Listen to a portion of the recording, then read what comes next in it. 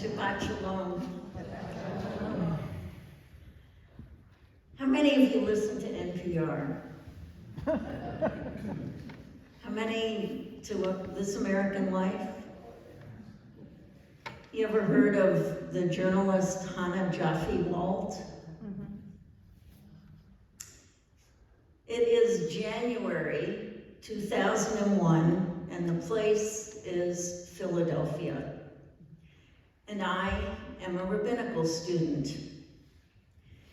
And I am standing next to a person bold in both stature and reputation, a social activist, the father of Hannah Jaffe-Walt, Rabbi Brian Walt.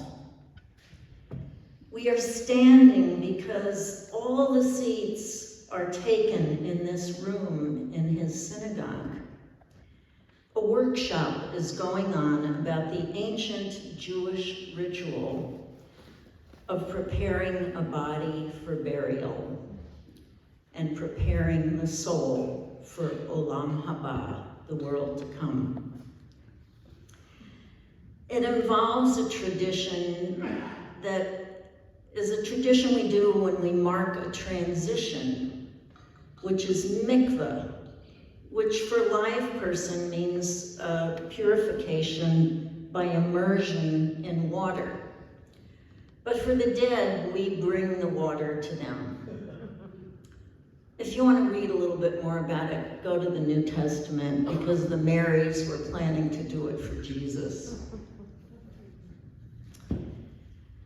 But to return to Philadelphia, the instructor says, the members of the Hefer Kadisha, that is Hebrew for a holy fellowship, prepare the body anonymously in this beautiful ritual called Tahara.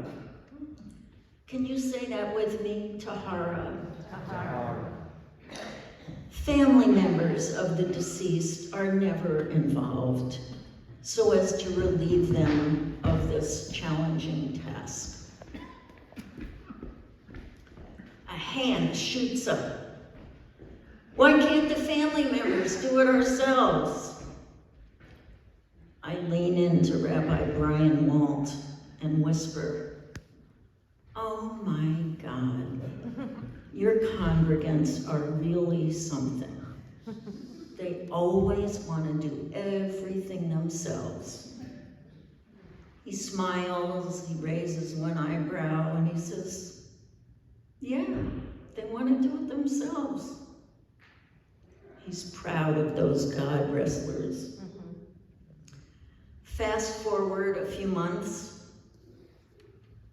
Now I want to warn you about something. I'm going to mention two characters, my sister Kathy and my niece Catherine, two different people. I get a phone call from my niece Catherine, who lives in Oakland, telling me that my mother, who is living at Rootlinger Home for the Aged in Walnut Creek, is in the hospital. It doesn't look good. She can't swallow and close off her windpipe. She's either gonna die from not eating or from aspiration pneumonia. Rabbi Dan Goldblatt, who has been visiting her, calls me. Don't let her die in the hospital. It's the worst place to die. He says this to me, and I take it in. I check with my professors at Reconstructionist Rabbinical College, and they say to me, don't worry about your final exams. They can be rescheduled. Be with your mother. Go be with your mother. I fly to Oakland. I'm with my mother in the hospital when they attempt to insert a nasal gastric tube to feed her. She flinches and balks and throws up her hands. No! Don't let them touch me again. I'm 91. I've had a good, long life. That afternoon, my niece Becky, Catherine's sister, is sitting on the other side of Mom's slightly raised hospital bed from me. We're each holding one of Mom's hands as she dozes, a washcloth covering her eyes. And in my mind, I keep hearing Rabbi Goldblatt urging me, don't let her die in the hospital. I say to Becky, it's too bad we can't bring her home to die. Why can't we? Rutlinger, where she lives, they don't allow bringing folks home to die there. Now this was 23 years ago. Things may have changed before. This was before home hospice. Becky thinks for a minute and she says, why don't we bring her home to Catherine's house? Oh my God, what a great idea. Why don't you ask her? I don't think so. She's my older sister. You're her aunt. You ask her. I make the phone call. Catherine, I'm here with Beck in the hospital, and Mom's rabbi says we shouldn't let her die here. He said the hospital's the worst place to die. We can't bring her back to Rutlinger. What if we bring Grandma to your house to die? That's a great idea. We can put her in the little guest room under the stairs. Don't you have to ask David, your husband? Nah, David will be fine with it. An hour later, Catherine calls me back. I fear she has changed her mind. Hello? Yes? Listen, I spoke to David and he's got an even better idea. Let's put her in the living room, and that way there'll be plenty of room so all the family can gather around. So here we are in Catherine and David's Oakland living room, hospital bed to one side, mother mostly sleeping. We're expecting one of my older sisters, Kathy, to fly in from Italy, and my oldest sister, Cleus, the mother of Catherine and Becky, who's coming from South Carolina. My sister Kathy's children, Sarah and Matthew, all these children are grown up by now, live at opposite ends of California, and they're very close and are quietly, excitedly chatting on the couch, so glad to see each other again. David, Catherine's husband, the one with the great idea, the man of the house, is grocery shopping, preparing food, keeping up with the laundry, quiet behind the scenes, a supporting angel. Catherine and David's grown children, Josh and Hannah, who are my mother's great-grandchildren, have come home. My sons, Noah and Alexis, have arrived. We have so many tender and memorable moments. My son Alexis laying his head on her hospital bed so Mom could be comforted by running her hands over his new crew cut. My son Noah whispering in her ear that he had counted 11 family members there, and her blood was running in all our veins. She was very fond of reminding us that her blood was running in our veins. When she heard this, she touched her head and her heart, indicating that we were all smart and had warm and open hearts. What can I say? It's totally true.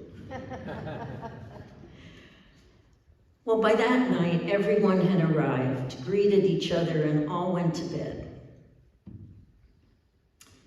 Everyone but me and my niece, Catherine. We are sitting in Catherine's kitchen. It's too bad Mom can't have a tahara, I say. Now, Catherine knew what a tahara was because her son, Josh, had a friend who had died the past summer, and he was asked by the Hever Kadisha to be part of the tahara team. Why can't she have a tahara, Catherine asks. Well, you have to belong to a synagogue that has a Hever Kadisha. You have to have a place, a gurney to put her on, a room with a drain in the floor, because you pour on buckets and buckets of water. You need special linen garments, the takrichim, all kinds of stuff.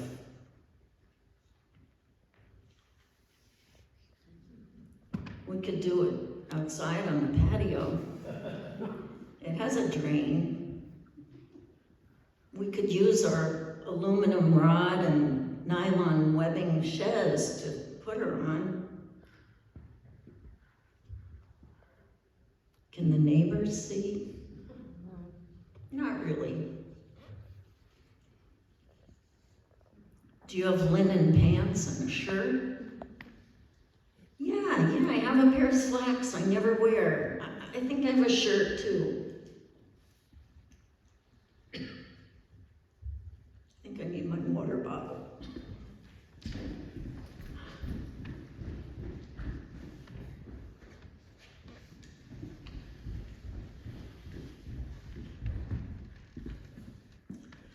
That night, I sew the legs of the pants closed because this body will not be walking again.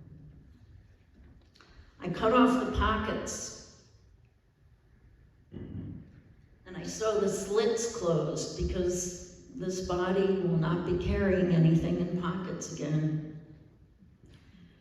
I take the ornamental buttons off the shirt and sew it closed, leaving a large enough opening for the head.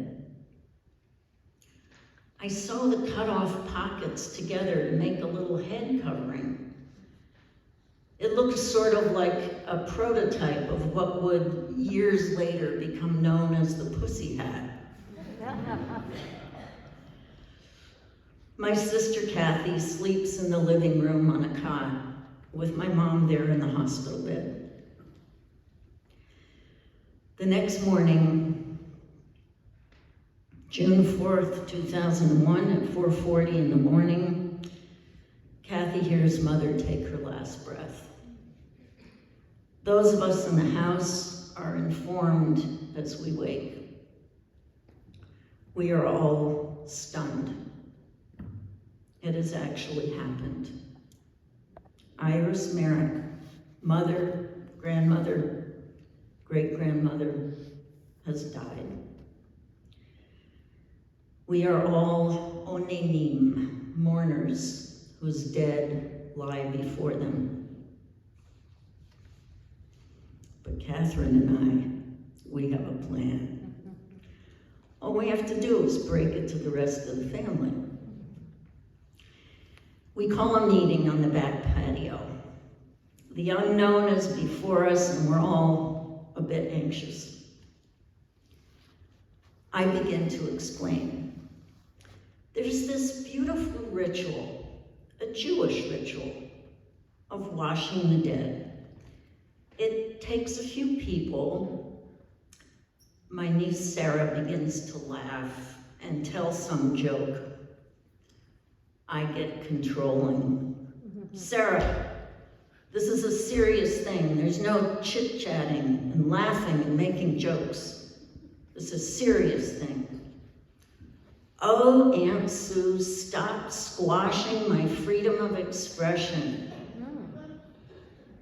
I need a little break. I'll be back in a few minutes. And Sarah goes inside. Matthew, her brother, chimes in. Yeah, Aunt Sue, chill. And my sister Kathy, her mother, adds to Sarah's defense, how come we're suddenly doing this Jewy thing and you're in charge? Sarah returns. Catherine, my niece, moves to the center of the patio. Okay, everyone, it's my house, and I'm gonna pull rank. Look, just listen to Aunt Sue. This is really a beautiful ritual. Josh did it for a friend last summer.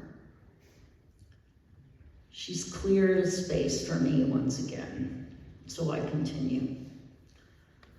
Look, we don't have to do this, but this is what it is. It takes a few people, some to handle Grandma, and some to read the prayers. Well, the women in the family will handle her. Well, Kathy and Cleus and I will handle her, and you younger nieces and nieces, Catherine and Becky, Sarah and Hannah, you can hold the sheet up and read the prayers. And you guys, you can sit with your backs to us to preserve Grandma's modesty. And you can supply the water with the hose and the buckets. There's a lot of water involved. So we don't have to do it. No one has to do it. You can opt out. But if we do it, we're doing it the Jewish way. So who wants to do it? My sister Kathy raises her hand. She was a nurse. Sarah raises her hand.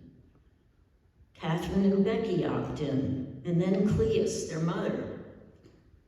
All the guys, David, Catherine's husband, and their son Josh, Josh's mom's great-grandson, who had done this once before, and Mom's grandson, Matthew, who was a Marine. Noah and Alexis, they all opt in.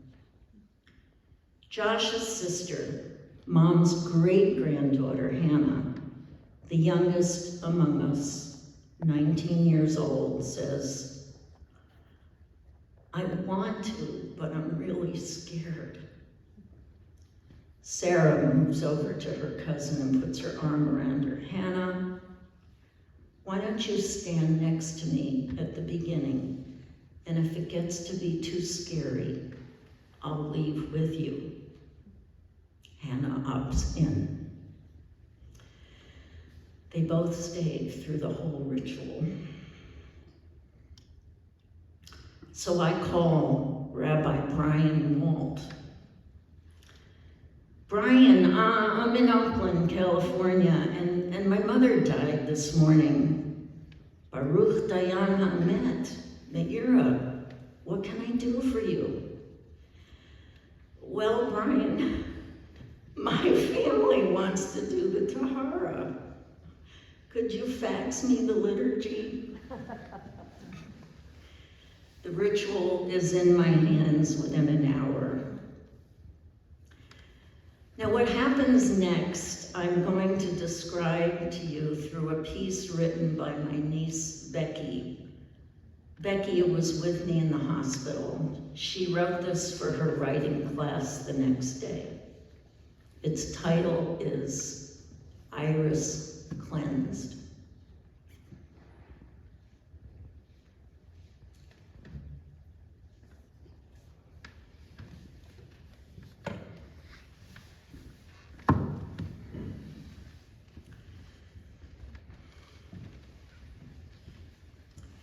There were 7 women working around the body. The body was lying on the sheds on the back patio, and the 3 oldest women were under the sheet, cleaning the body off and washing her, and the buckets of water were filled by the men who were sitting with their backs to the women and the body. The buckets of water were kept filled, and the pitchers were then filled from the buckets, and the water was poured over the body, over and over and over, and the younger women held the sheet up, keeping the sun from hitting the body. keeping the men from seeing the body, keeping the neighbors who might have gone outside at that moment from seeing the body. And the sheet was held up, sometimes getting in the way inadvertently, sometimes held to the side so they could see what was happening. And the older women had one long conversation amongst themselves, which was the only conversation that was heard, telling each other to roll her one way and then roll her the other way. The younger women read parts of the ritual aloud, adding their voices to those of the older women, and a few poems were read, and a few prayers were read, and a few comments were made about the sheet, or the water, or the clothing that was used. And the older women dressed the body in the clothing that had been prepared the night before. The legs of the linen pants had been sewn together at the bottom. The shirt had been sewn together too, and the pockets of the pants had been used to make a head covering for the body, which was part of the ritual and which everyone there found funny because it appeared as though the head covering had ears or horns, and everyone agreed that the woman who died would have enjoyed that, since she always insisted she'd been descended from Vikings who raped and pillaged her Russian Jewish ancestors, and she would have loved the Norse look of her head covering. And the body was finally washed and dried and dressed in the traditional linen clothing. And then the younger women dropped the sheet over the woman on the chaise to cover her one last time. The young men got up from their chairs and picked up the chaise to get it out of the sun, and they put it on top of the hot tub under the redwood trees, since that was the only shade easily accessible. And I thought the woman who died would have liked that too, to be carried by her grandsons and great-grandson like the prima ballerina she was when she was alive and carried off stage. And the women hugged each other and cried and talked about how amazing this experience had been and how happy they were that they'd done it and how lucky they all were that the woman died there in her granddaughter's home, surrounded by so many members of her family, so that she could be cared for, and that this ritual could be performed by members of the family and not strangers. And the funeral home was called, and they came within the hour, and they took the woman off the hot tub and apologized to the family for having to strap her to their gurney so tightly. And the women and the men all came outside to say their last goodbyes. And then Iris was taken away to be cremated after 3 days, ending 2 weeks of intense emotional caregiving by her family. The title of my piece today is to Rabbi Dan Goldblatt, who gave my family a most incredible gift. So incredible that my young great-nephew Josh said, "Grandma has really set the bar for how we're going to die in this family." I offer you my most profound thank you.